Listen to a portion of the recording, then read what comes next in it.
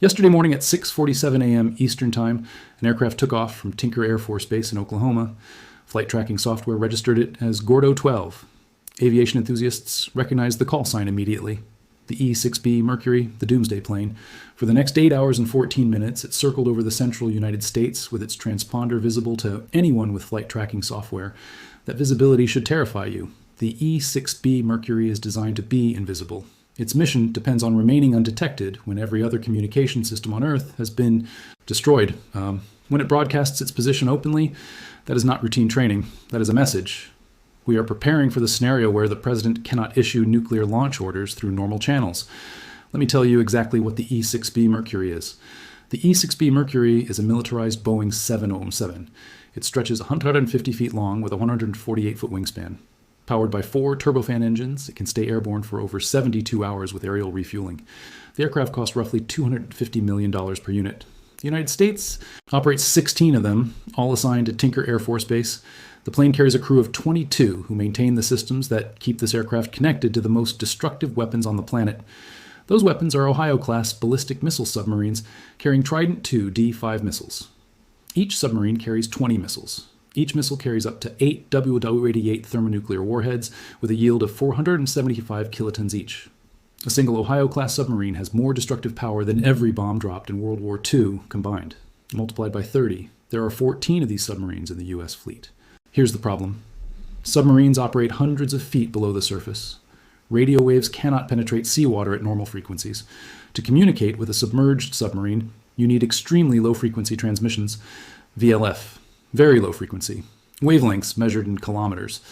The E-6B Mercury carries that antenna. When the aircraft reaches operational altitude, it deploys a trailing wire antenna extending nearly 5 miles behind the plane. 5 miles.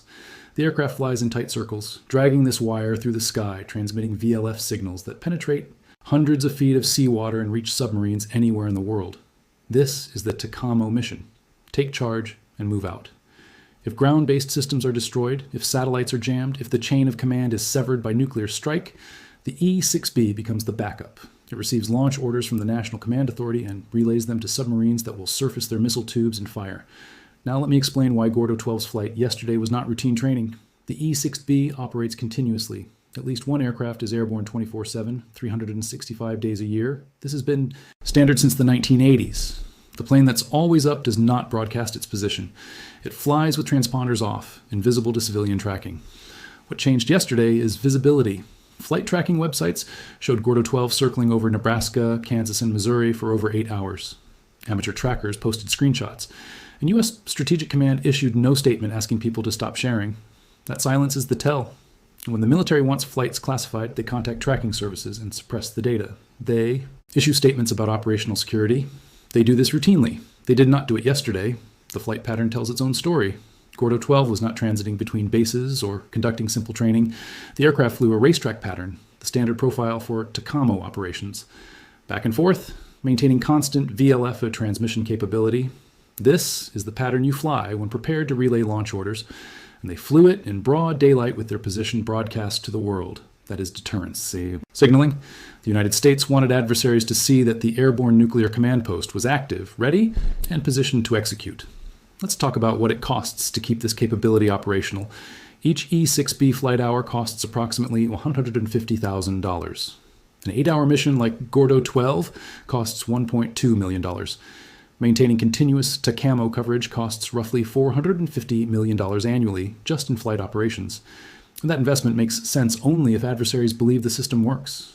If Russia, China, North Korea, or Iran think they can destroy ground-based command centers and sever the nuclear chain of command, the deterrence fails. An 8-hour visible TACAMO flight is a $1.2 million billboard that says, "You cannot decapitate our command structure." Now, let me walk you through the scenario this aircraft is designed for. Because most people do not understand what Doomsday Plane actually means, the scenario starts with a nuclear strike on Washington, D.C. The President, the Secretary of Defense, and the Chairman of the Joint Chiefs are killed. The National Military Command Center is destroyed. Senior leadership bunkers are compromised. This would sever the chain of command. Nuclear launch authority would be ambiguous. Submarine commanders would have no confirmed orders. The deterrent would be paralyzed. The E-6B prevents this. When ground command is destroyed, the E-6B becomes the command structure. The aircraft connects to surviving leadership, authenticates them, then transmits emergency action messages to submarines using VLF. Submarines receive, decode, verify, authentication, and execute. The entire process, from receiving launch authority to missiles leaving tubes, takes less than 15 minutes. Here's what makes the E-6B strategically critical. It is a survival node. Ground-based facilities can be targeted, satellites can be jammed or destroyed. The E-6B is airborne, mobile, and extremely difficult to shoot down. It operates at altitudes between 25,000 and 35,000 feet. Finding one aircraft in U.S. airspace, tracking it, and engaging it before it completes transmission is a problem no adversary has solved. The plane can change. Altitude, heading, and reposition faster than most targeting solutions adapt. And even if you destroy one E-6B, there are 15 more. The system is redundant by design. Now, I need to address the question everyone is asking. Why now? Why was Gordo 12 flying a visible TACAMO mission yesterday? In the past 72 hours, the U.S. conducted airstrikes on Iranian facilities. Iran retaliated with ballistic missiles. Russia delivered S-400 systems to Iran. North Korea moved missile launchers to launch sites. China increased military flights near Taiwan. Each event individually would elevate alert status. Together, they represent a threat convergence unprecedented in decades. The E-6B's visible flight is the U.S. response. It is a reminder that escalation has consequences extending beyond regional conflicts. Let me explain the escalation ladder we are climbing. At the bottom, conventional military strikes, aircraft dropping precision munitions. This is where the U.S. and Iran have been operating. One rung up, attacks on strategic infrastructure. Oil facilities, power grids, communication networks. Iran has struck Saudi oil infrastructure. The U.S. has targeted Iranian refineries. We are here now. Next rung is strikes on command and control facilities, targeting leadership directly, attempting decapitation. This changes the calculus. If you believe your leadership is about to be killed, you face a use it or lose it decision on your most powerful weapons. Above that is nuclear, limited nuclear use to demonstrate resolve. The E-6B exists for the rungs above that, for the scenario where limited use escalates to strategic exchange, where the decision is launching everything before you lose the ability to launch anything. If you're not subscribed to this channel, do it now, because what I am about to explain is not covered anywhere else. The mathematics of nuclear command and control in a contested environment. Here's the technical problem. The E-6B's VLF transmission works, but it is slow. Very low frequency has extremely limited bandwidth. You cannot send complex data packages or real-time targeting updates. What you can send is a pre-formatted emergency action message, a short encoded string that submarines have pre-programmed responses. 4. The message says, execute contingency plan Alpha 7. The submarine crew knows what Alpha 7 means because they drilled it hundreds of times, but if the strategic situation has changed since the contingency plans were written, if new targets have emerged, the VLF system cannot communicate that nuance. You are executing pre-planned strikes against predetermined targets. That works if the war unfolds as predicted. Wars rarely do. There's another vulnerability. The E-6B's 5-mile trailing wire antenna makes VLF transmission possible, but creates a unique radar signature. Advanced air defense systems can identify the aircraft based on that signature. If an adversary knows the E-6B is airborne and roughly where, they can target it with long-range missiles. The aircraft has countermeasures, chaff, flares, but it cannot outmaneuver a modern missile. Its survivability depends on not being found. Russia has been developing anti-TACAMO capabilities for decades. Their S-400 and S-500 systems have ranges exceeding 250 miles. If deployed strategically to allied nations, they could create zones where the E-6B cannot operate safely. China pursues similar strategies. Their HQ-9 system targets high-value aircraft like tankers and command posts.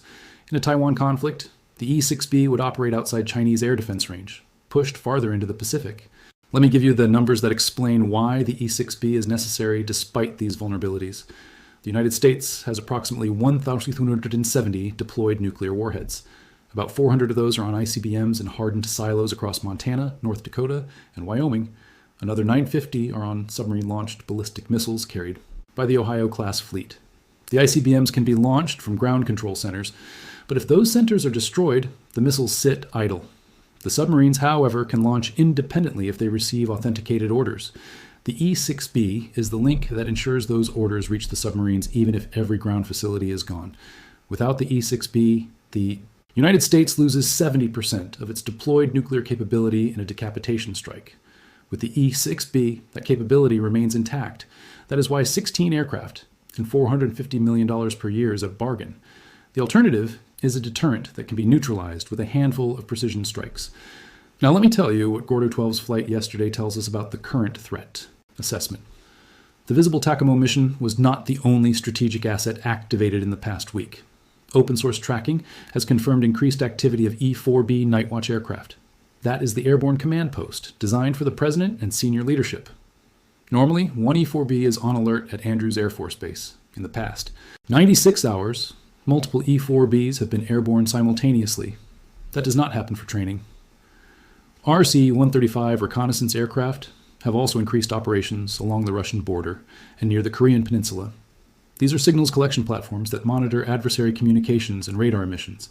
When you see E-6B, E-4B, and RC-135 all active at elevated levels, simultaneously, you are looking at a threat picture that crosses multiple domains. This is not just about Iran, this is about the global strategic environment. Here's what official statements say versus what operational behavior reveals. U.S. Strategic Command released no public comments on Gordo 12's flight. The Pentagon's briefing made no mention of increased TACAMO activity. Spokespeople continue to describe the situation as tensions and regional instability. But the E-6D does not fly visible deterrence missions for tensions. It flies them when nuclear escalation probability has crossed a threshold requiring demonstration of capability. The disconnect is deliberate. Publicly, the U.S. maintains the situation is manageable. Operationally, the military prepares for containment failure. Let me walk you through what happens in the next 48 to 72 hours. If the visible TACAMO flight was a one-time deterrent signal, we should see a return to normal operations. Transponders go dark. If instead we see additional visible flights, multiple E-6Bs, airborne simultaneously broadcasting positions, that is escalation in signaling. The threat level has not decreased. It has increased. And if we see E-6B activity with strategic command at higher alert status, bomber wings generating aircraft above normal rates, additional ballistic missile submarines putting to sea, we are watching the United States prepare for a conflict that could go nuclear.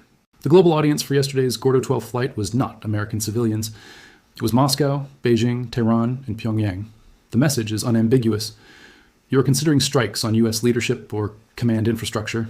Before you execute, understand our nuclear deterrent does not depend on infrastructure you can target.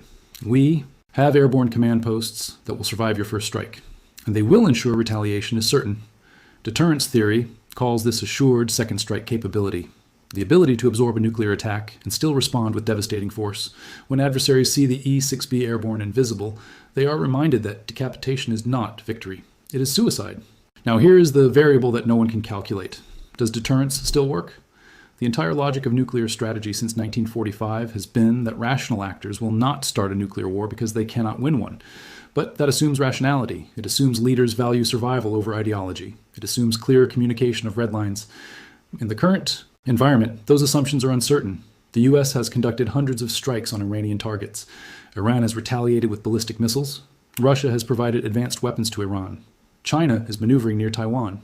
North Korea is moving missiles. Each actor believes they are responding to provocation. Each believes their actions are defensive. And each is calculating that the other side will back down before reaching the nuclear threshold. History shows these calculations are often wrong. Share this video, because what you just learned will not be explained on the evening news. They will show footage of the E-6B. If they mention it at all, they will call it training. They will not explain what TACAMO means. They will not tell you visible flights are deterrent signals. They will not connect the deployment pattern to the global threat environment. They will give you the reassuring version. I just gave you the operational version. Both describe the same reality. Only one prepares you for what that reality means. The E-6B Mercury is airborne. The Doomsday Plane is not called that because it prevents the apocalypse. It is called that because it ensures the apocalypse is mutual. And yesterday, the United States reminded the world that mutually assured destruction is not theory. It is an aircraft, dragging a 5-mile antenna through the sky, ready to send the message that ends everything. Gordo 12 landed after 8 hours and 14 minutes. The question is whether the next one to take off will ever land at all.